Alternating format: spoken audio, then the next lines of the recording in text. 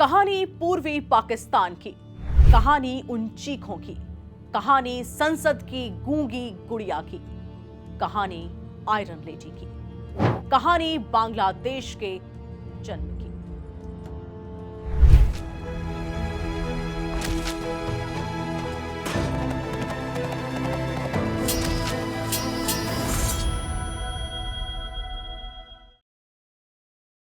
साल 1971 ढाका खून में डूबा हुआ था। सड़कों पर चीखें थीं, घरों पर राख थी और पूरी दुनिया खामोश खड़ी देख रही थी। एक ऐसा समय, और इसी समय भारत की राजधानी दिल्ली में एक महिला प्रधानमंत्री अपने जीवन का सबसे कठिन फैसला लेने वाली थी। जी हाँ, जिसे आप सभी गूंगी गुड़िया कहते थे इतिहास में।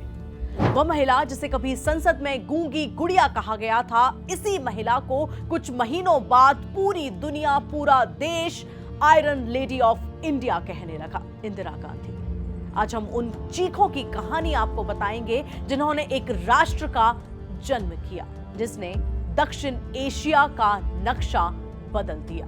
बांग्लादेश का जन्म, एक नए राष्ट्र का जन्म कैसे हुआ? 1947 से 1971 तक बांग्लादेश पाकिस्तान का एक अंग। अंग्रेजी शासन के समय के बंगाल और असम के विभाजित हिस्सों में पूर्वी पाकिस्तान का यह क्षेत्र बना था, बांग्लादेश, जिसे पूर्वी पाकिस्तान भी कहा जाता था। इस क्षेत्र के लोग पश्चिमी पाकिस्तान के दबदबे और अपने ऊपर उर्दू भाषा को लादने के विरुद्ध हो गए।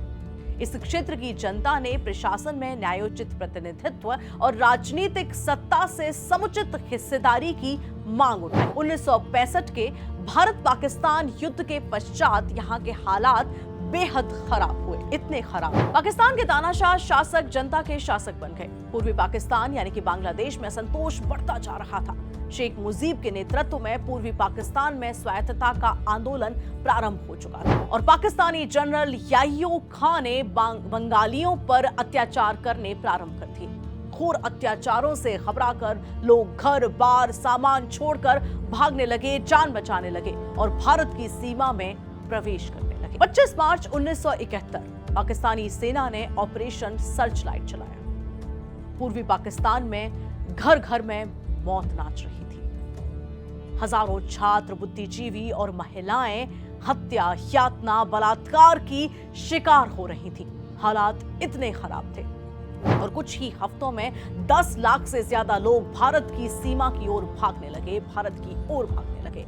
सीमाएं टूट रही थी। बंगाल, असम, त्रिपुरा में हालात बेहद खराब हो चुके थे, बिगड़ चुके थे। पर सबसे बड़ा सवाल दिल्ली के दरबार में खड़ा था, क्या भारत सिर्फ देखता रहेगा या इतिहास का रुख बदलने की कोशिश करेगा? इंदिरा गांधी उस समय भारत की प्रधानमंत्री थी। ताजुद्दीन की सीमा पार यात्रा और इंदिरा में पहली निर्णायक मुलाकात हुई। 30 मार्च 1971 का वो दिन था।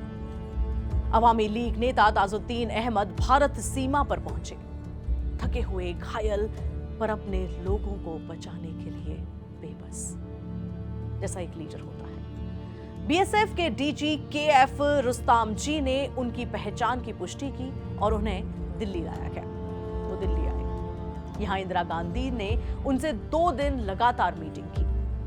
बातें चल रही थी, बस सुन रही थी, समझ रही थी और एक बड़े भू राजनैतिक फैसले का बोझ उनके कंधों पर था। इतिहासकार श्रीनाथ राघवन अपनी एक किताब में लिखते हैं कि इंदिरा ने बांग्लादेश को मान्यता देने पर कुछ नहीं कहा, पर मुक्ति वाहिनी को गुप्त समर्थन देने का फैसला उसी पल हुआ जब ये मीटिंग हुई।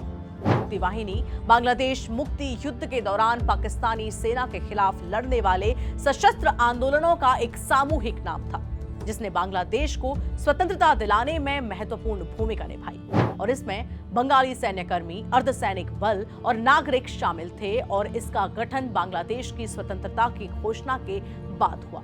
इस संगठन ने भारतीय सेना के सहयोग से गुरिल्ला युद्ध लड़ा और अंततः दिसंबर 1971 में पाकिस्तान के आत्मसमर्पण और बांग्लादेश की मुक्ति में महत्वपूर्ण योगदान दिया। ये थी मुक्ति वाहिनी।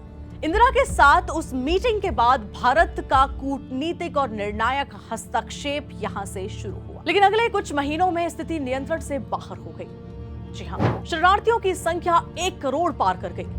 बंगाल, असम, त्रिपुरा, हर जगह कैंप टूट रहे थे, बीमारियां फैल रही थी, भारत की अर्थव्यवस्था झुक रही थी। जी हां, ये उसी युद्ध के दौरान की बात है। विपक्ष सरकार पर दबाव डाल रहा था और कुछ करो, अभी करो, अभी करो, कुछ करो, लेकिन इंदिरा उतनी ही शांत थी। उन दिनों सेना प्रमुखों के साथ मीटिंग्स, हर दिन रिपोर्ट्स का अध्ययन, ये सब ये आयरन लेडी कर रही थी। वह जानती थी कि एक जल्दबाजी और पूरा दक्षिण एशिया युद्ध की आग में भभक सकता है, धधक सकता है। इंदिरा शांत और एक कूटनीतिज्ञ की तरह काम कर रही थी। भारत की गुप्त मदद से मुक्ति वाहिनी ने कई मोर्चों पर जीत दर्ज की। ऐसा लग रहा था कि शायद बिना युद्ध पूर्वी पाकिस्तान आजाद हो जाएगा, लेकिन पाकिस्तानी सेना की ताकत और क्रूरता के सामने मुक्ति वाहिनी टिक नहीं पाई। अब इंदिरा गांधी के सामने सिर्फ दो रास्ते बचे थे, या तो पूर्वी सीमा पर हस्तक्षेप या भारत भीतर से टूट जाए। और उन्होंने अपना निर्णय ले लिया। क्या निर्णय?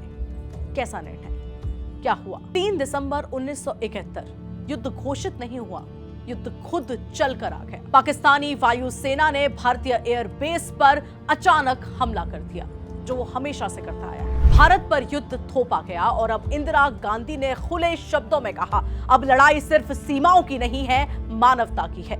ये लड़ाई मानवता की है। इसके बाद 13 दिन का भीषण युद्ध, दोनों मोर्चों पर भारत का दबदबा। 14 दिसंबर 1971 को भारतीय वायुसेना ने जवाबी हमला किया और भारत के विमानों ने पाकिस्तान के महत्वपूर्ण हवाई अड्डों पर बम वर्षा की। इसके बाद एक राष्ट्र जन्मा, बांग्लादेश।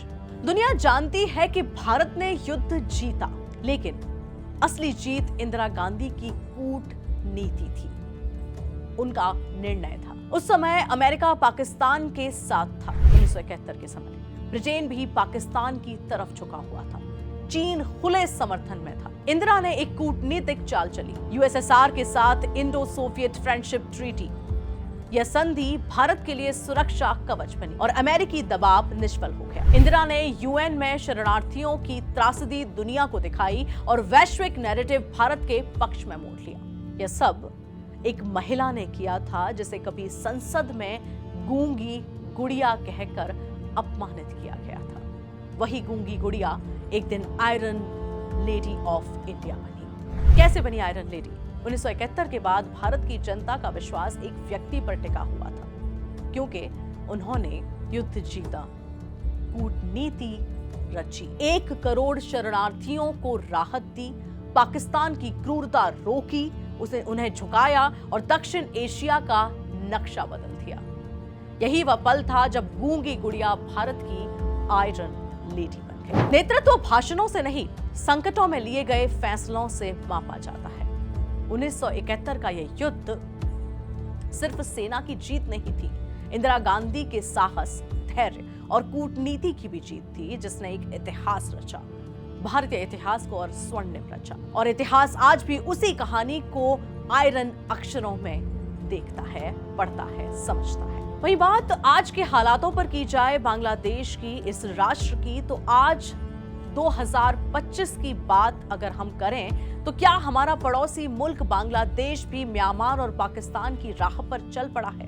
क्या फिर चीन की चालबाजियों के आगे लोकतंत्र ने घुटने टेक दिए हैं? हालात इस कदर खराब हो चुके हैं कि प्रधानमंत्री शेख हसीना को साल 2024 में अपना ही मुल्क छोड़कर भागना पड़ा। बेकाबू आंदोलनकारियों के आगे कानून व्यवस्था ने लगभग दम तोड़ दिया। राजधानी ढाका हुड़दंगियों के हवाले हो गई और प्रधानमंत्री निवास में अराजकता के निशान चारों ओर दिखाई दिए। ये हम सब ने देखा।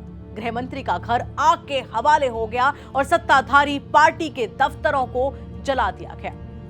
इतना ही नहीं, प्रदर्शनकारियों ने बांग्लादेश के निर्माता और शेख हसीना के पिता बंग बंधु शेख मुजीबुर रहमान की मूर्ति तक तोड़ दी। बांग्लादेश के लोग पूर्व प्रधानमंत्री शेख हसीना के पिता शेख मुजीबुर रहमान को राष्ट्रपिता भी मानते थे। दरअसल मुजीबुर रहमान ने ही भारत से मदद मांगकर बांग्लादेश को पाकिस्तान से आजाद कराया था। इसलिए मुजीबुर रहमान को भारत में भी बंग बंधु के नाम से जाना जाता है। जब बांग्लादेश बना था तब यहाँ के हालात सही नहीं थे। तब उनके पिता मुजीबुर रहमान ने शेख हसीना को भारत में ही रखा था और इसलिए शेख हसीना के बचपन से लेकर पढ़ाई लिखाई सब भारत में ही हुई है। शेख हसीना का भारत से पुराना संबंध रहा है। फिर मुलाकात होगी हमारे स्वर्णिम इतिहास से किसी और पहलू के साथ, किसी और एक अध्याय के साथ, किसी और एक कड़ी के साथ। तब तक के लिए देखते रहिए दैनिक जागरण। मैं हूं आपके साथ में सुरभि लवानिया।